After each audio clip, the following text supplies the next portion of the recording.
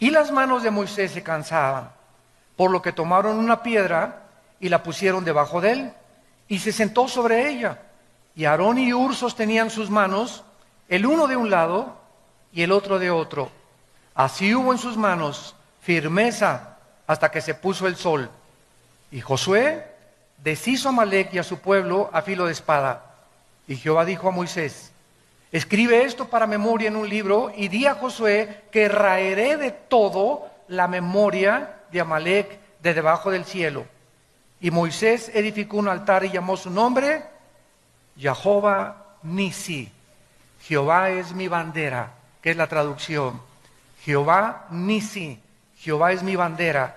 Y dijo: por cuanto la mano de Amalec se levantó contra el trono de Jehová, Jehová tendrá guerra con Amalec de generación en generación.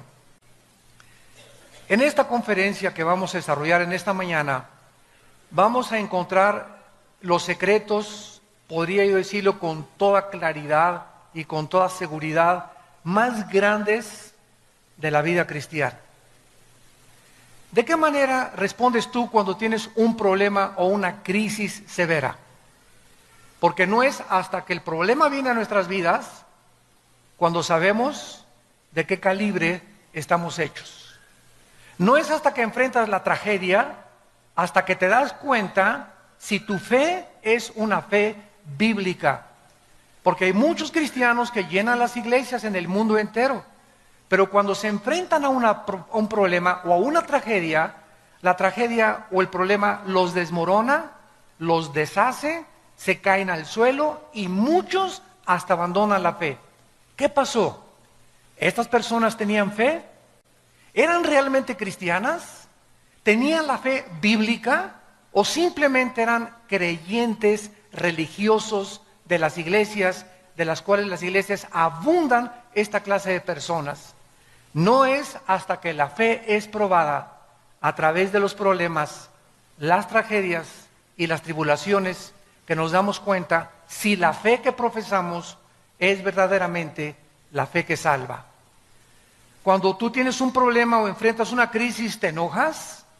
¿O eres de las personas que avientas todas las cosas desesperados en tu casa y comienzas a gritar: cállense, nadie se me acerque, porque te salió el hombre Hulk por dentro?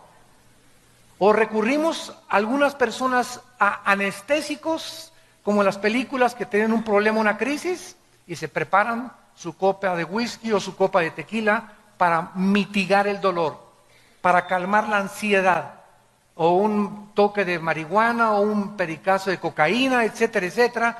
¿O eres una persona que cuando enfrenta la crisis y el problema, no recurres a ninguna de estas cosas, no te exaltas, simplemente caes de rodillas y lloras y en angustia derramas tu corazón delante de Dios? Dios mío, pasó esto, pasó aquello, y aquí no me voy a levantar hasta que yo tenga paz y me llenes de tu espíritu y la tranquilidad que Dios me da, que esto que me está pasando es para mi bien. Ahorita no entiendo por qué pasó este problema, pero sé por fe que es para mi bien, Señor, porque tú tienes un plan perfecto para mi vida, y si tú diste tu vida por mí, ¿cómo no me darás todas las cosas?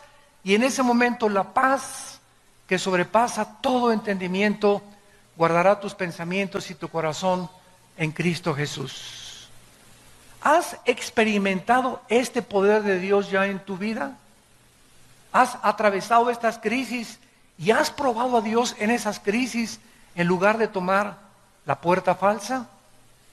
En este pasaje que acabamos de leer y que vamos a estudiar, Israel enfrenta una crisis, una amenaza tremenda.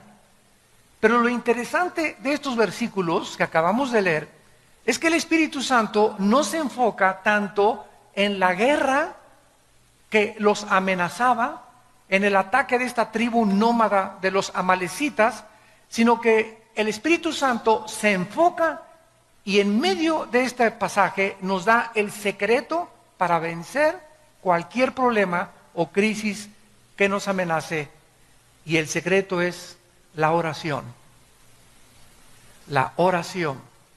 Dicen en Efesios 3:20, y aquel que es poderoso para hacer que todas las cosas abunden en nuestra vida y hacerlas mucho más grandes y darnos una respuesta mucho más inimaginable que podamos nosotros cruzar nuestro pensamiento según el poder que actúa en nosotros.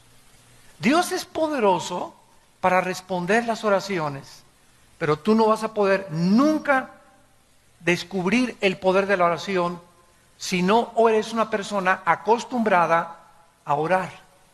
Y a orar por tus problemas, por los de tu matrimonio, por los de tus hijos, por el económicos, por el de salud. Cuando nosotros no somos personas de oración todos los días, cuando las crisis vengan, las crisis nos van a hundir, nos van a devastar, van a sacarnos a muchos del camino y muchos perderán absolutamente la brújula para seguir siguiendo a Jesucristo. Veamos en primer lugar el versículo 8 y 9 y comencemos a estudiar este pasaje. Y dice, entonces vino Amalec y peleó contra Israel en Refidim. Lo primero que tenemos que entender es lo siguiente: los amalecitas fueron la primera tribu que atacó a Israel saliendo de Egipto. En cuanto salieron de Egipto, venían hacia la tierra de Canaán. Y en el intermedio entre Egipto y la tierra de Canaán estaba el desierto. Los amalecitas eran una tribu nómada, eran salvajes, sanguinarios, descendientes de Esaú. Eran primos de los judíos. Los amalecitas tenían el conocimiento de que ese pueblo que estaba atravesando Israel y que se dirigía a Canaán era el pueblo de Dios. ¿Cómo lo sabían? Por Esaú, porque ya Dios a Jacob le había dado las promesas de la tierra prometida. Esaú era hijo de Jacob y se había transmitido la promesa de Dios a través de las generaciones. Pero los amalecitas no creyeron esta promesa, se aislaron totalmente, se volvieron salvajes y comenzaron a envidiar a Israel. Cuando salieron los israelitas de Egipto y se dirigen a la tierra de Canaán. Entonces ellos pensaron, ¿verdad? O van a acabar con nosotros en el camino, porque las tribus estaban en el camino de Israel. Israel no tenía ninguna intención de atacar a los amalecitas. Ellos querían simplemente llegar a la tierra de Canaán, pero los amalecitas, de una forma sanguinaria, se lanzaron despiadadamente para atacar a los judíos. Dios había ordenado el exterminio total de Amalec. Dice, por ejemplo, en Deuteronomio 25:19, cuando Jehová tu Dios te dé descanso de todos tus enemigos alrededor en la tierra que Jehová tu Dios te da por la heredad para que la poseas, borrarás la memoria de Amalec de debajo del cielo, no lo olvides. Dios dijo, no tengan misericordia de Amalec, destrúyanlo, acaben con esta tribu porque ellos son los más despiadados y sanguinarios y ellos no se van a arrepentir jamás. Ahora bien, vemos que el rey Saúl, más adelante, fue destituido del trono de Israel. ¿Por qué? Porque cuando Dios le ordenó destruir al rey amalecita, lo perdonó. Y perdonó al ganado, y eso, dice Samuel, le costó en 1 Samuel capítulo 15 al 17, el trono y todo el gobierno al rey Saúl. ¿Quién fue el que acabó con los amalecitas? El rey David. Fue el último rey que acabó con los amalecitas. Ahora bien, después de todas estas cosas y antecedentes acerca de los amalecitas, tenemos nosotros que tratar de descifrar y de entender qué representan los amalecitas. Porque todas las cosas en el Antiguo Testamento son un símbolo, una representación de algo en el Nuevo Testamento. En el Antiguo Testamento vemos guerras, tribus atacando a Israel, cuerpo a cuerpo, y en el Nuevo Testamento cambia totalmente el panorama y el medio ambiente.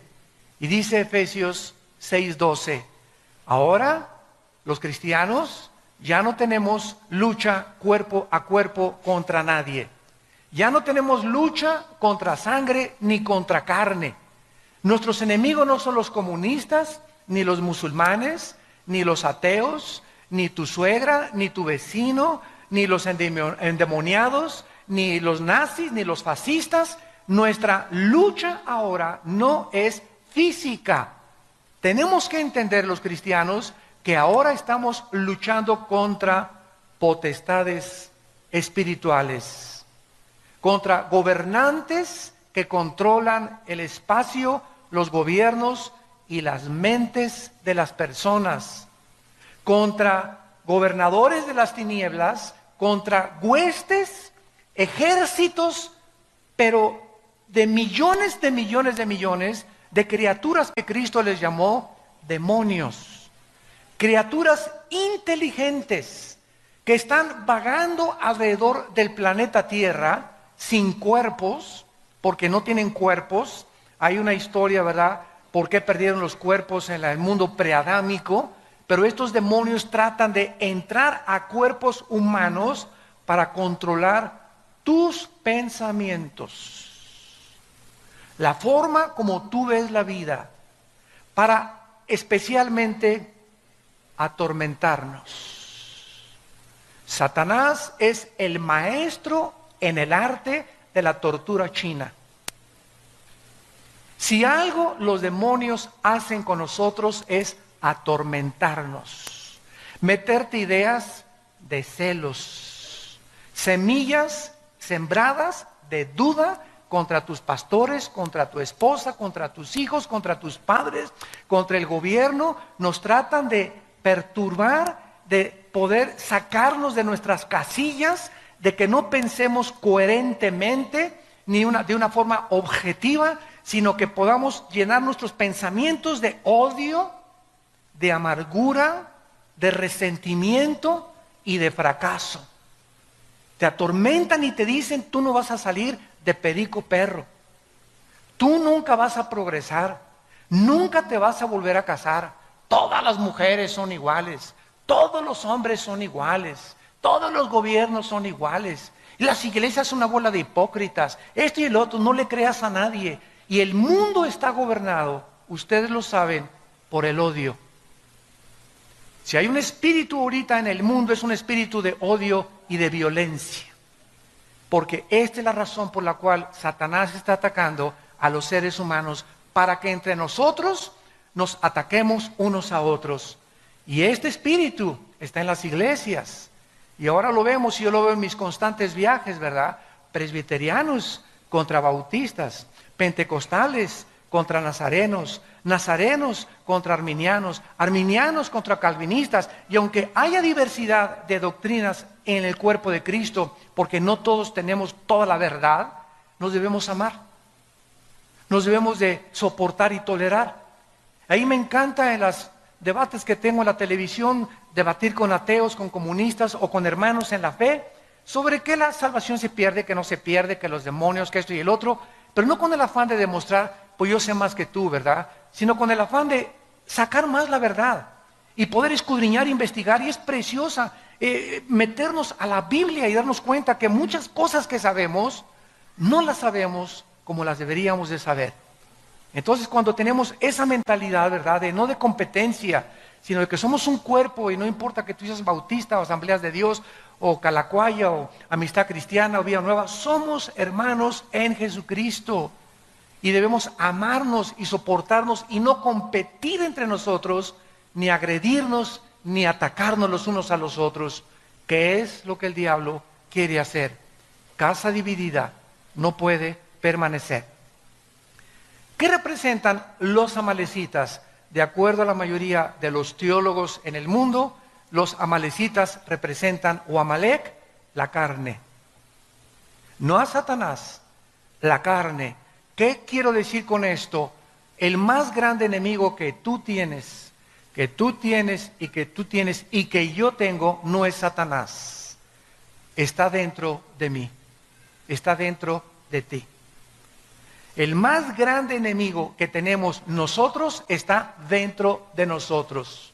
escúchenme bien, y si ese enemigo que está dentro de mí y dentro de ti, yo no lo conquisto, esas pasiones lujuriosas, sexuales, de venganza, de amargura, de odio, de resentimiento, de envidia, de avaricia, si no conquisto dentro de mí estas pasiones, no puedo conquistar a nadie. Porque vamos a conquistarnos primero a nosotros para poder gobernar. Yo no puedo gobernar si antes yo mismo soy presa y esclavo de mi propia carne dentro de mí. En Filipenses 3 el apóstol Pablo escribió, porque no somos de los que confiamos en la carne. Y cuando hablamos de la carne estamos hablando de esa antigua naturaleza adámica, caída, que aun cuando somos cristianos, está dentro de nosotros. Los cristianos no somos diferentes a los no cristianos, más que somos hombres perdonados, nada más. Pero los cristianos, igual que los no cristianos, seguimos teniendo pasiones, seguimos teniendo envidias, seguimos teniendo pleitos, seguimos teniendo las obras de la carne. ¿Por qué? Porque estamos en proceso de ir venciendo una por una a través de la santificación. Y por eso muchos no cristianos se espantan cuando ven muchos de nosotros pleitos entre los hermanos y envidias entre los hermanos, y lo primero que dicen, ¿qué es? Pues no, que son cristianos. Pues sí, pero contéstale, pero no soy querubín. Entonces, tratemos, ¿verdad?, de entender esto. Somos personas, los no cristianos tienen igual que nosotros, pero los cristianos tenemos dentro de nosotros el poder de Dios, que los no cristianos no tienen. El poder de Dios para vencernos a nosotros mismos. Dice en Santiago 4, resiste a Satanás y entonces él huirá de ti. Y más adelante dice, ¿verdad? Dios resiste a los soberbios y le da gracia a los humildes. Entonces fíjate lo que dice Santiago 4. Si yo quiero resistir a Satanás, no tengo que atacarlo y en el nombre te vengo a echar y por aquí por allá, menos que haya un endemoniado. Pero no luchar así, que se han juntado cristianos, hasta el Popocatépetl fueron a sacar demonios al Popocatépetl, ¿no? Y para que ya no eruptara y bueno, tantas cosas que hacemos, ¿verdad? Tan locas. En lugar de eso, dice la Biblia que la forma en la que yo impido que Satanás entre a mi vida, en la forma en la que yo impido que Satanás me ataque, es siendo humilde. Dios da gracia a los humildes, resiste a los soberbios. Y nosotros resistimos a Satanás y confiamos en Dios. Entonces, para que podamos nosotros resistir a Satanás, tenemos que ser humildes. Y de eso se trata el estudio que vamos a desarrollar a continuación. Vamos a ver, en primer lugar, tres cosas importantes en este ataque de los amalecitas. Número uno, este ataque que le lanzaron a Israel fue cruel y salvaje. Dice Deuteronomio capítulo 25. Fue un ataque cruel y salvaje. ¿A quiénes creen que atacaron los amalecitas? Atacaron a los que iban hasta atrás de la marcha de Israel, a los enfermos, a los cansados, a los lisiados, a los desganados, a los amargados, a los desilusionados. A esos fueron a los primeros que atacaron. Dice Deuteronomio 25, versículo 17, acuérdate de lo que hizo Amalec contigo en el camino cuando salías de Egipto. Escucha, de cómo te salió al encuentro en el camino y te desbarató, ¿qué cosa? Él nos ataca por detrás. El diablo es un cobarde y sabe que dentro de nosotros tenemos este enemigo. Y este enemigo que tenemos dentro, que es la carne, es bien traicionera. Y si un pastor o un cristiano está cansado y no descansa y no ha tomado vacaciones y no se fortalece, contra ellos viene el ataque. Pero el cristiano que tiene comunión con Dios diario, que está leyendo la Biblia diario, que está analizando su vida todos los días, está fortalecido en el espíritu y la carne comienza a debilitarse. Y Satanás no tiene entrada a mi vida si mi carne yo la debilito espiritualmente y me fortalezco espiritualmente. Pero si yo comienzo a no darle de comer a la carne y alimento mi espíritu, entonces Satanás, Cristo dijo, el diablo no tiene parte en mí. ¿Por qué? Porque Cristo no tenía la naturaleza pecaminosa. El diablo no podía encontrar ninguna avenida, ninguna entrada, ni en su mente, ni en sus oídos, ni en ningún lado donde lo pudiera atacar. ¿Dónde lo atacó Satanás? Tratando de que Cristo se independizara de su Padre y comenzara a tomar decisiones sin la voluntad de su Padre. Dile a esas piedras que se conviertan en pan. Pero no era la voluntad del Padre que se convirtieran en pan. Y si Cristo lo hubiera hecho, que esas piedras se hagan tortas de jamón o cubanas, ¿verdad? En ese momento no era pecado, porque no es pecado comer. El pecado consistía en que el diablo lo quería hacer actuar independientemente del Padre. Una esposa es maltratada por su esposo y la carne te dice, ¿verdad? Agarra la charola, el sartén y dale un charolazo sartenazo por afuera. Ahí está la carne, el enemigo entre nosotros. La Biblia me dice lo contrario. Ora por él y perdónalo. ¿Qué camino escojo? El camino de Dios. Yo lo perdono en el nombre de Jesús, aunque tenga ganas de ahorcarlo. Y cuando tomo esta decisión, viene el poder de Dios y Satanás no me puede atacar. Alguien te hizo alguien te robó, me quiero vengar y le voy a hacer esto y el otro. Si tomas el camino de la carne, pierdes. Mi esposo me traicionó, pues yo también me voy con otro. O me voy con otra. Si siempre que escogemos la carne, vamos a perder la batalla. Y cuando escogemos el camino de Dios, aunque parece que es más difícil, es el más bendecido. Porque Dios honra a los que le honran. ¿Me van siguiendo? Dice en Deuteronomio 25, 18, cómo te salió por detrás, te desbarató la retaguardia de todos los débiles que iban detrás de ti. Cuando tú estabas cansado y trabajado y no hubo ningún temor de Dios. La carne es débil, débil, débil, débil. Marcos 14, 38. Orad porque el espíritu está presto, pero la carne es débil.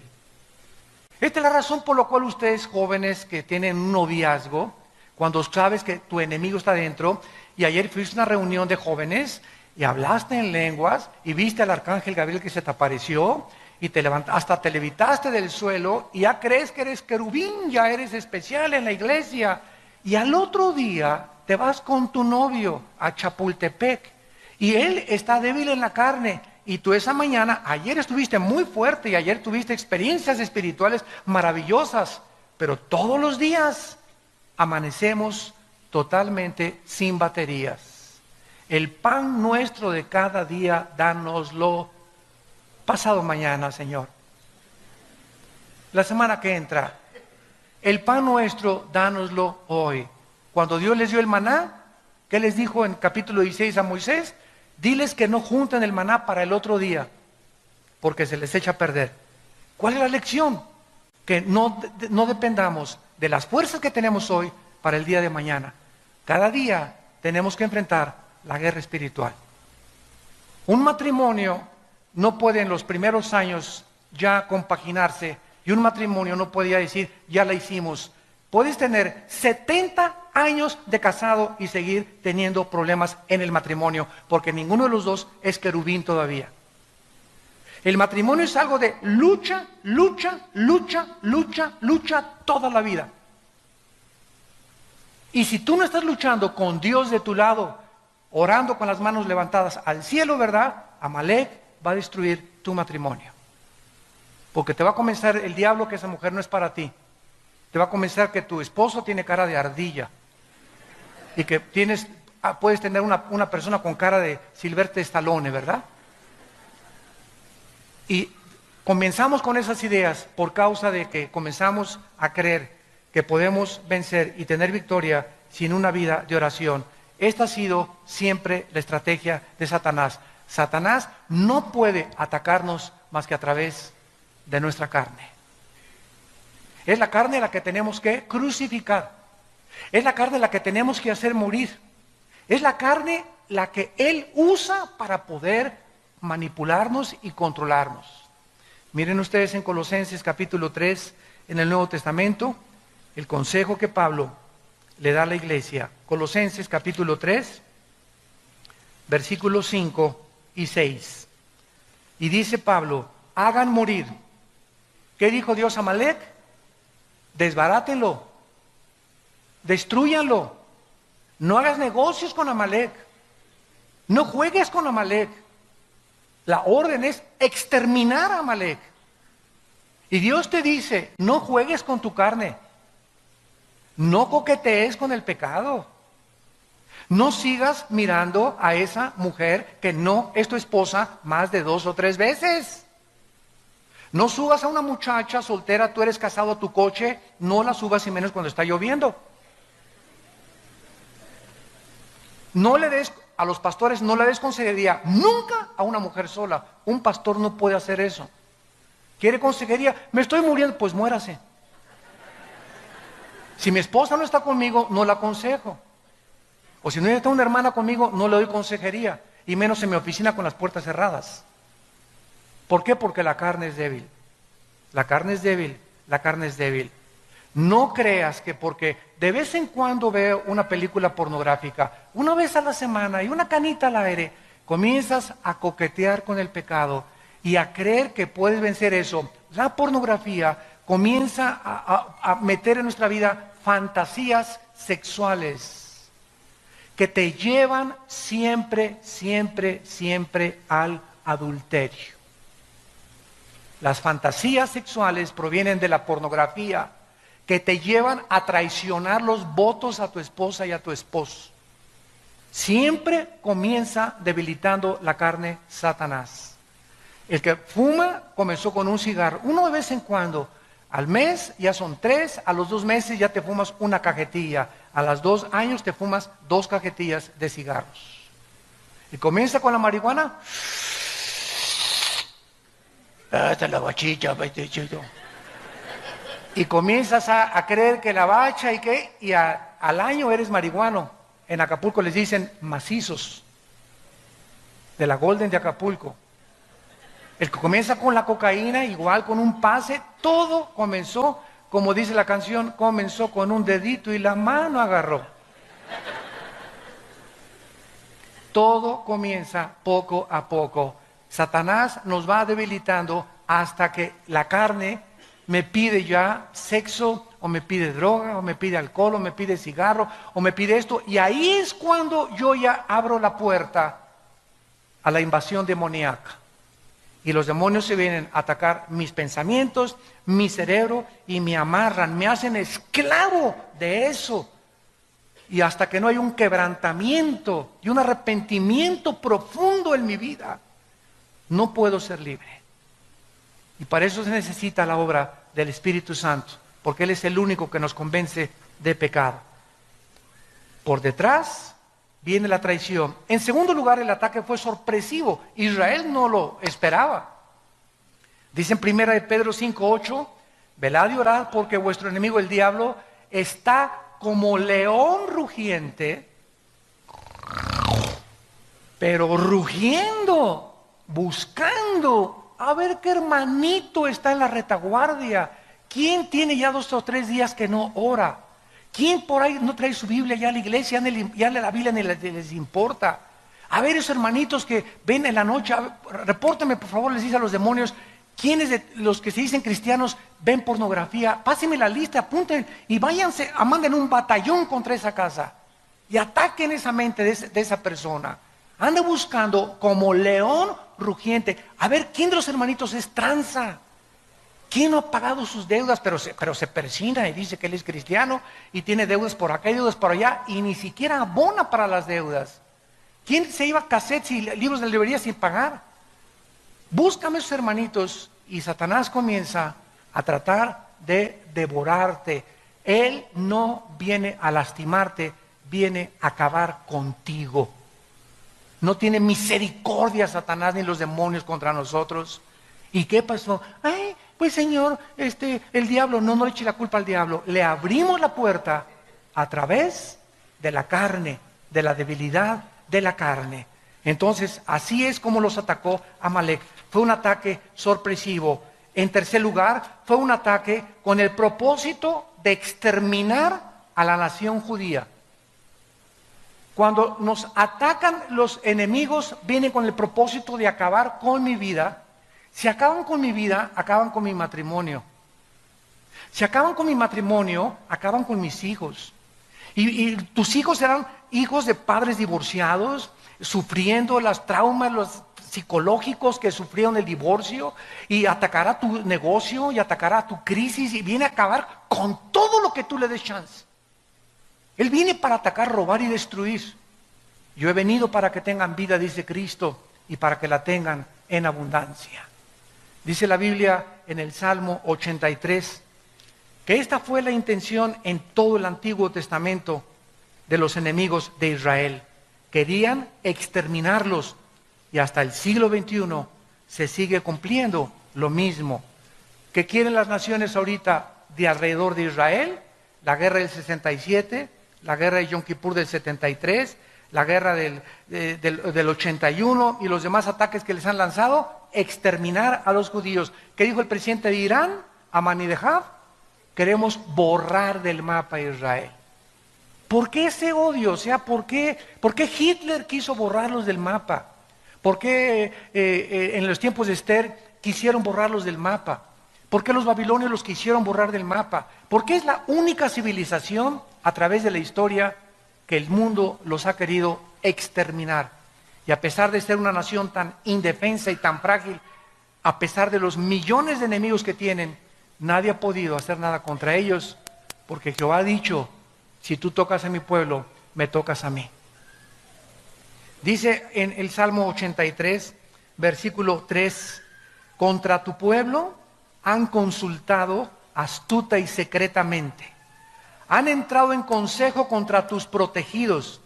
Han dicho, venid y destruyámoslos para que no sean nación y no haya más memoria del nombre de Israel. ¿Se dan cuenta de la intención del enemigo? Queremos exterminarlos, queremos acabarlos. Es más, que nadie se vuelva a acordar de que Israel existió en el mundo. Ahora que Ahmadinejad dijo en las Naciones Unidas que quería borrar del mapa a Israel, Benjamín Netanyahu contestó, bueno, por lo menos reconoció que estamos en el mapa.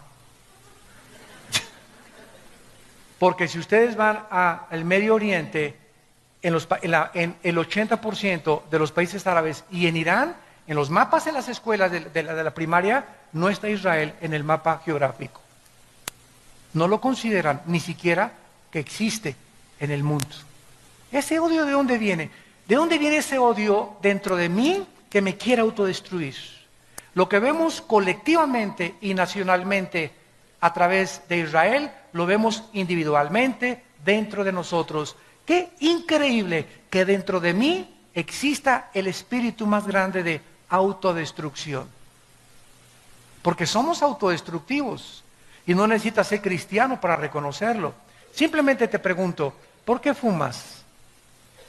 ¿No sabes que cuando el humo, el cigarro, la lengua, el paladar, el esófago, la laringe, la tráquea, los pulmones, los alvéolos, ¿no sabes que todo te está envenenando y que te está impidiendo disfrutar de la vida, ver a tus nietos crecer, disfrutar, tener una mente más clara? El cigarro te ofusca, todas las neuronas del cerebro te las comienza, ataca las cromosomas también del cuerpo y del ADN. ¿Por qué lo haces? Y tú me contestas, porque me gusta. Oye, pero ya aquí médicamente, mira, ya el doctor te está diciendo que hasta las cajetillas dicen, este producto es nocivo para su salud. ¿Cómo es posible que sabiendo nosotros que esto es veneno, yo me lo siga comiendo? ¿Qué significa esto? Que la Biblia tiene razón, somos autodestructivos. No nos queremos. ¿Por qué tienes la panza de Santa Claus que tienes? ¿Que no sabes que vas a enfermarte, que el colesterol, la diabetes, etcétera, etcétera? ¿Por qué no haces ejercicio? ¿Por qué no tomas suficiente agua? ¿Por qué no hacemos por sobrevivir y mantenernos un poquito más saludables? ¿De dónde viene esos pensamientos de no quiero, estoy flaca, mira esto, por aquí, por allá, cuando estamos pagando un precio de algún día acabar en un hospital y pagar millones de pesos por una cirugía o por una operación, porque no quisimos tener en cuenta nuestro cuerpo? ¿De dónde viene esto? De la autodestrucción de Amalek dentro de nosotros. Y dice Dios, hagan morir las obras de la carne. Inmundicia, fornicación, malos pensamientos, cosas por las cuales, ya lo leímos en Colosenses, viene la ira de Dios. Dios dijo, yo estoy enojado contra Amalek. Y en el Nuevo Testamento, mi ira es contra las personas inmorales. ¿Quieres hacer enojar a Dios? A través de la inmoralidad lo haces enojar. Y te va como en feria, no sabes el precio que vas a pagar. ¿Por qué? Porque va a destruir tu vida. La pornografía es como una termita que se mete entre nosotros y nos deshace moralmente. Hace poco acaban de entrevistar a un candidato a la presidencia y reconoce que ha tenido amantes. Y se ve como una naturalidad tremenda, ¿verdad? Los políticos en Estados Unidos, por todos lados. Divorcia el mundo, la moral, de las obras que ellos hicieron. Es que este hombre hizo esto, hizo puentes, hizo construcciones, y pues sus canitas al aire, ¿verdad? Todos los tienen. Y golpeó a la mujer, no hay ningún problema. Y divorciamos el carácter de lo que es la persona ante la sociedad. ¿Saben ustedes que ahorita en el mundo la palabra resultados ya se introdujo al cristianismo? Y dicen los cristianos, tuvimos muy buenos resultados en esta campaña. Y saben una cosa, la palabra resultados no existe en la Biblia. Una máquina produce resultados, una computadora produce resultados, un robot produce resultados, pero un organismo vivo produce fruto. Solamente los organismos vivos producen fruto. Entonces nosotros no estamos para producir resultados, sino fruto. Apocalipsis 2, del 1 al 4. Mira la iglesia de Éfeso. Yo sé que eres celoso y repartes folletos y das tu diezmo y vas a la iglesia y cantas aleluya y vas a la misa de 7 de la mañana y te bautizas y esto es el otro, bla, bla, bla. Y ninguno de estos resultados los quiero porque tengo contra ti que no amas a nadie. Has perdido tu primer amor. Entonces vemos que muchos políticos, muchos cristianos tienen resultados. Hicieron una iglesia grande, o políticos hicieron obras grandes, todo, ¿verdad? Resultados. Y Dios no busca lo que hacemos, sino lo que somos. Lo que somos. El carácter de tu vida es lo que le interesa a Dios. Lo vamos a ver en la segunda conferencia que voy a hablar sobre Juan 15, la vid y los pámpanos. Ahora regresamos a nuestro pasaje en penúltimo lugar y vemos el meollo de lo que queremos estudiar. Moisés le dice a Josué, y en ese tiempo Josué era joven, pero muy bien entrenado, para que Moisés le haya dicho, hazte cargo de la lucha contra Amalek y dirige tú las tropas, es porque Josué ya era un joven entrenado en el cual Moisés confiaba. Pero vean esto maravilloso. Le dice, ve y pelea con Amalek. Mientras tú estás peleando ahí en el campo de batalla, Josué, yo voy a subir a la colina, a un montecito. Y allá en el montecito, ¿verdad? Voy a subir con la vara de Dios. La vara de Dios representaba el poder de Dios. Y de una forma increíble y profunda, dice la Biblia en el versículo 10, entonces Josué, como le dijo Moisés, peleando contra Amalek, y Moisés, Aarón y Hur, tres personas subieron a un monte, al cumbre del collado, y sucedía que cuando alzaba Moisés la mano, Israel iba ganando la guerra. Mas cuando Moisés bajaba la mano, Israel comenzaba a perder la guerra. ¿Qué es lo que Dios nos está enseñando a través de este retrato espiritual?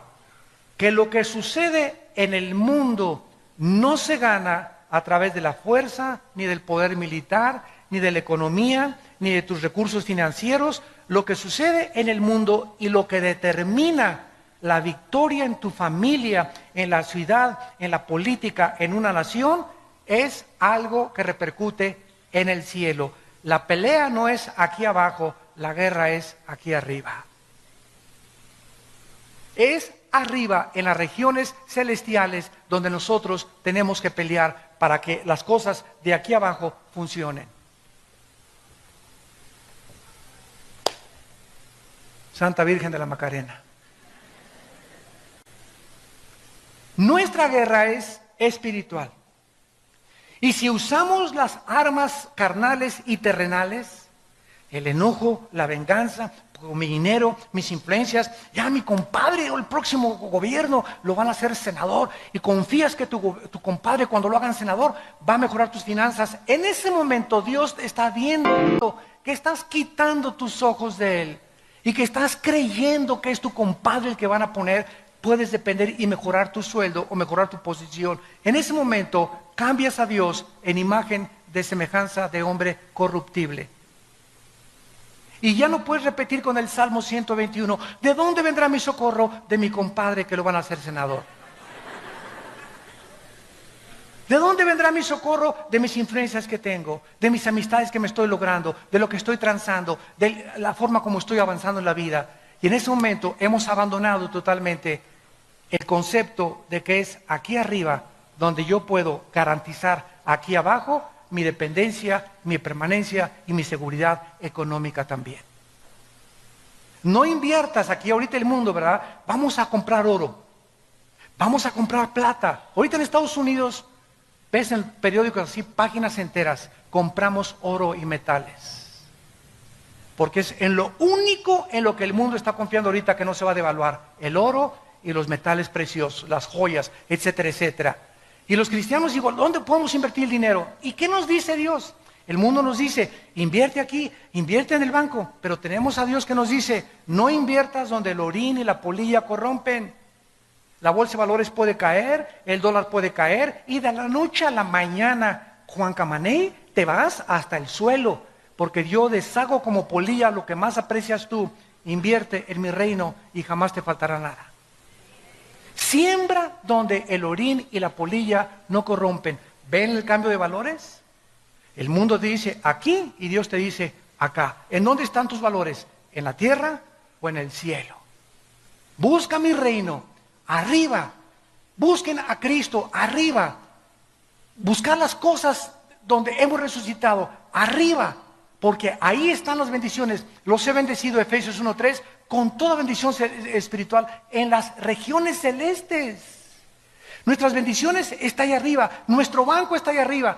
Quiero bajar y tener provisión para poder invertir aquí. Le tengo que pedir a Dios, tener comunión con Dios a través de la oración, hacer contacto con Dios a través de la oración. Y en el banco de Dios, Él lo abre y abriré las ventanas y las derramaré sobre ustedes hasta que abunde la bendición, dice el Señor. Porque has puesto tu confianza en Jehová, yo también te libraré, te pondré en alto y te mostraré mi salvación. ¿Dónde tenemos nuestro corazón? ¿Dónde está tu corazón?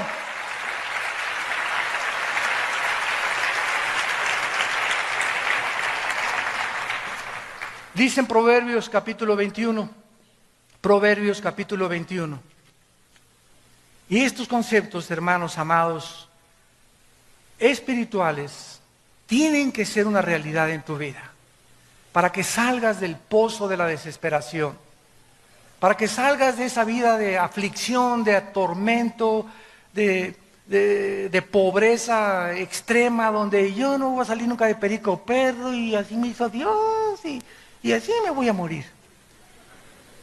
Tienes que cambiar tu manera de pensar y poner tus ojos y entender en dónde está la guerra, en dónde tenemos que pelear. Dice Proverbios 21, versículo 30 y 31, no hay sabiduría No consultes a los astrólogos ni a los eruditos científicos y matemáticos, políticos, antropólogos. No hay sabiduría en este mundo. No hay inteligencia, ni Stephen Hawking, ni Sócrates, ni nadie. Ni consejo. No hay nadie que te pueda aconsejar mejor que Dios.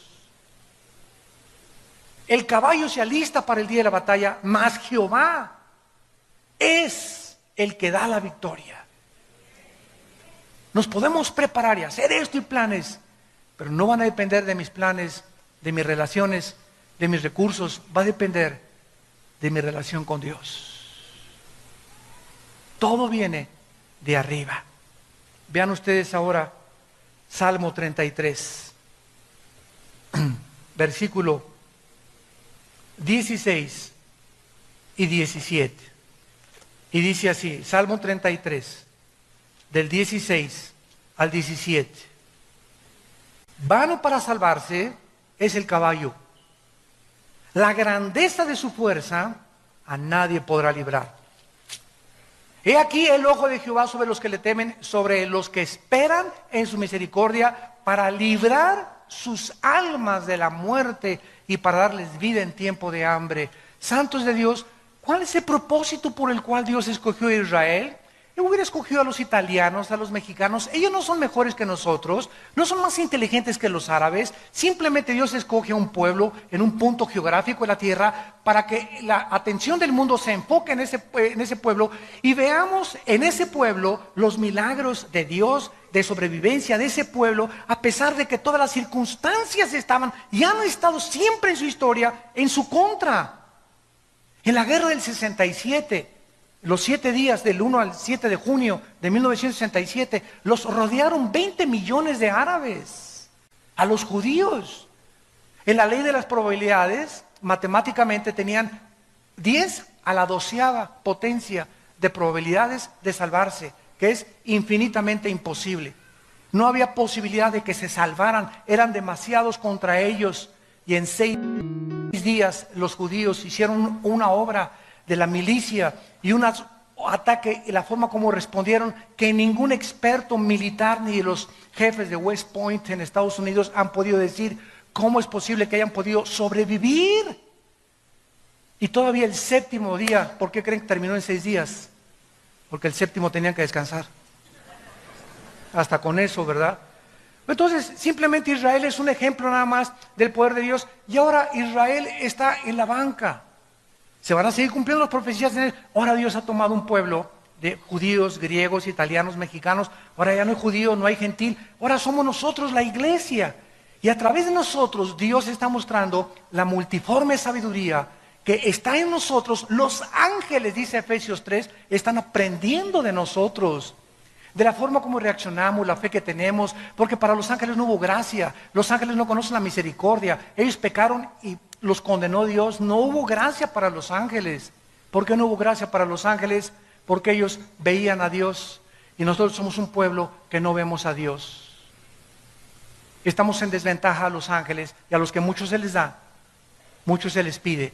Ellos fueron criaturas que veían a Dios todos los días, cara a cara. ¿Cómo no iban a tener fe si no iban a ver a Dios? Nosotros somos un pueblo que no vemos a Dios, pero que creemos, y eso es lo que le agrada a Dios, que lo que creamos aunque no lo veamos. Simplemente creer lo que Él dijo en su palabra. Y esto es exactamente lo que sucedió con Amalek. Ellos comenzaron a darse cuenta que no es con espada ni con ejército, sino con mi espíritu, dice el Señor. Moisés sube a orar a la colina y comienza a prevalecer. Lo que sucede en el campo de batalla determinó lo que Moisés hacía en la colina. Mi vida de oración va a determinar la felicidad de mi matrimonio. Mi vida de oración va a determinar la salud y la protección de mis hijos. Mi vida de oración y comunión con Dios va a determinar mi prosperidad en mi negocio. Porque Dios me quiere prosperar, Dios me quiere bendecir, no para enriquecerme a mí, sino para ser yo un canal con lo que Dios me da para bendecir más su obra. Porque Dios tiene que buscar canales de bendición. Podían bajar los ángeles y hacer la obra de Dios, y los ángeles construir iglesias, y los ángeles predicar el evangelio, pero a Dios le agradó a nosotros usarnos para su gloria. Es Dios el que quiere usar a la iglesia ahora. Y finalmente, vemos que Moisés también, dice la Biblia aquí en Éxodo, versículo 17, se cansaba. Versículo 12, Éxodo 17, 12, y las manos de Moisés se cansaban, por lo que tomaron una piedra. Deuteronomio 32, tú eres la roca. Efesios 2:20, la piedra es Jesucristo. Cuando Pedro le dijo a Cristo, tú eres el Mesías, el Hijo del Dios viviente. Y Cristo le contesta, tú eres Pedro, y sobre esta roca edificaré mi iglesia. No estaba diciendo que sobre Pedro, estaba diciendo sobre la roca que es Jesucristo. Sobre él es la piedra del ángulo, no un hombre. Él es la piedra del ángulo, él es la roca. ¿Qué simboliza esto? Que la vida nos cansa. ¿No es verdad? Yo llego, créamelo, en estos viajes que he tenido últimamente, llego así a mi casa, ya a la casa de ustedes donde vivimos, y llego cansado del avión, manejado, problemas por acá, esto y el otro, guerras espirituales, a veces problemas con los hijos, etcétera, etcétera, y cae uno así desguanzado, ¡paz! Y caigo, me pongo mis cojincitos para no lastimarme más mis rodillas, y ahí hincado, ¿verdad, Padre Santo? A implorar, a veces lloro ahí 15 minutos, 20 minutos, Señor, ya no puedo, Señor, y no quiero pensar ya en nada, Padre, ayúdame. Y conforme más tiempo oro y más tiempo oro, comienzo a sentir cómo me levanta algo sobrenatural. Y después de media hora, 40 minutos de estar con el Señor, como que de repente cambió todo el panorama y todo lo ves ya un poco más claro.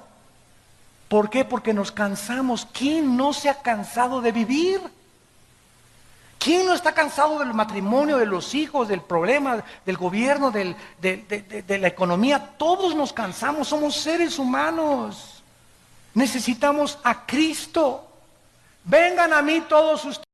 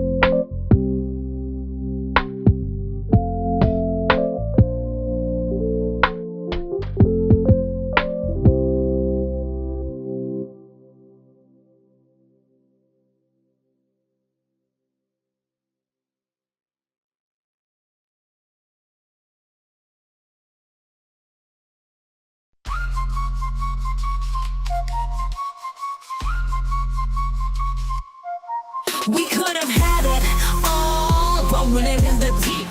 You have my heart inside in your hand and you played it to the beat. Even if I have nothing, oh, haters hate cause I've got it all. Lovers love even when I fall. Haters hate cause I stand tall. Love me, hate me, support or berate me, I don't care, it's all the same. Cause I've climbed so many peaks, it's all become a game. Even if I have nothing at all, haters hate cause I got it all. Lovers love even when I fall. Haters hate cause I stand tall. Love me, hate me, support or berate me, I don't care, it's all the same. Cause I've climbed so many peaks, it's all become a game. Blah, blah, blah. This beat can be polite if need be, but now I'm unleashing my artillery. It says no, I've been holding back, you see. Sacrifice myself, let others be free. Haters gonna hate, it's your new title. Before me you bow, don't try to rival. Don't compare yourself, I'm wrong, surpass you for years, for seasons, for weeks. It's true, oh no, cutting karma cycle. Your world's mode is no longer viable. Two-faced, you like ice to my face. Behind my back, you're a disgrace. Your thoughts pitiful and frightening. Tasted success, now you're enlightening. Think you're a god after dessert. Sorry, I'm not that naive or hurt. I know what's fake and what's real. Could have had it all, rolling in the deep. You had my heart inside in your hand and you played it to the beat. We could have had it all, rolling in the deep. You had my heart inside in your hand and you played it to the beat. My name is not Nashi, action show my drive, but for no problem can't survive. On the first place trophy I left my mark. I got the work, I got the money, I got the respect, I got reborn. Breathing air, feeling gravity's pull. Nothing matters but moving forward, that's my rule. Proving myself again and again. This victory is truly mine to attain. Where will I live? In your eyes. Watch closely as another storm will rise. I won't accept anyone's disdain. No way, okay, nothing can explain how hard I've worked for this success. No way, okay, every drop of sweat is for progress. Persistent, you get a mix of struggle and regret. Shining like within me, another night on big success leads the way.